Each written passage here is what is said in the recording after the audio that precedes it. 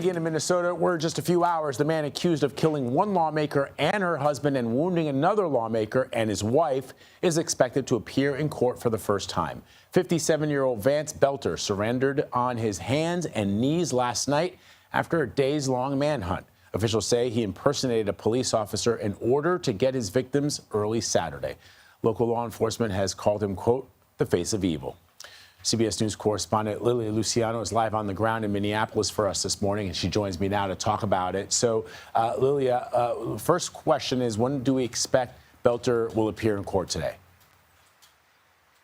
Well, that's just in a few hours. Right now, it's 9 a.m. here in Minneapolis. The hearing is set for 1:30 p.m. That's when he will, we expect, be arraigned. He's facing 4 charges of second-degree murder without premeditation, which I think is interesting, and we're hoping to get some answers at that hearing and get some answers from prosecutors as to why no premeditation, seeing as police found the 2 cars. In one of the cars, 3 assault rifles. They found a list that included up to 70, or between 50 and 70 names and addresses of individuals, many of them politicians. Some of those politicians, including Senator Klobuchar, has come out to say that she was on the list.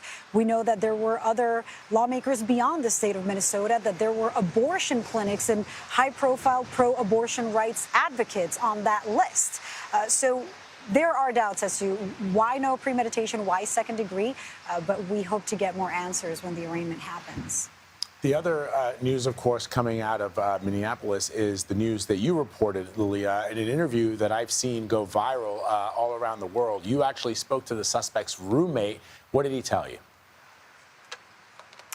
Well, I heard from the roommate right outside his house. We were there. There were several news outlets. I had the opportunity to talk to him separately later, and he told me that he was a little frustrated that the suspect, that Boelter, was identified, or that people were speculating online that he was a Democrat because of the leaflets that were found in one of those cars that read "No Kings." Police have told CBS News that potentially he may have been expecting to target one of those protests that were set to happen on Saturday after the shooting, Saturday morning throughout Minneapolis, and they told people not to go. He told me that he was very conservative. He told me that he listened to InfoWars, the Alex Jones podcasts and TV shows or online shows. Here's a little bit more of what he told us yesterday in his house. I was a Trump supporter, voted for Trump. You like Trump? I like Trump.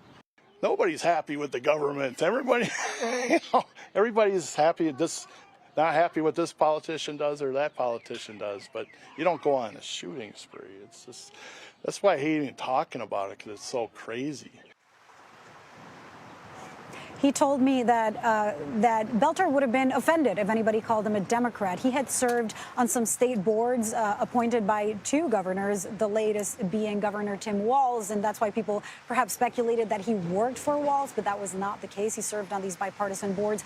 Look, what's important here, and the roommate told me too, is like whatever side he was on, that he did not seem or come across or talk like an extremist in any way. That he was also not some extremist, right-wing person who was online, that there weren't other manifestos or things like that. So this was very shocking to him and to Boelter's wife, who talked to David, to that roommate, at one point on Saturday.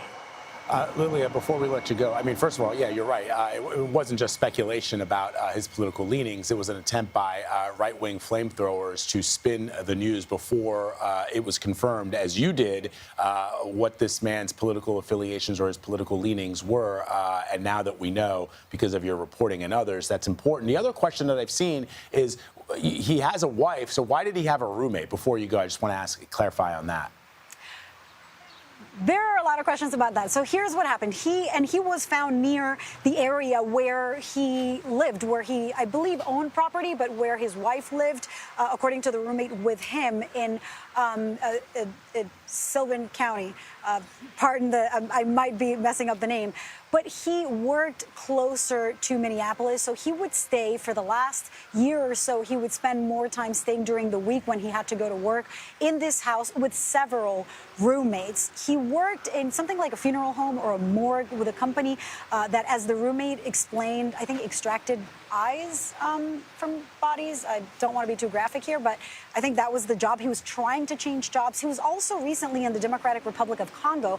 He was trying to build a company there to provide security services. He had a website. He bought these cars, and in part is how he was able to impersonate a police officers, because he had these cars with yellow and white security flashing lights. But the roommate told us, too, that he never really built up that company, that he never had clients. He never provided those security services. It was his dream to build it, but that he perhaps was frustrated that that was not getting off the ground, not in the U.S. and not in Africa.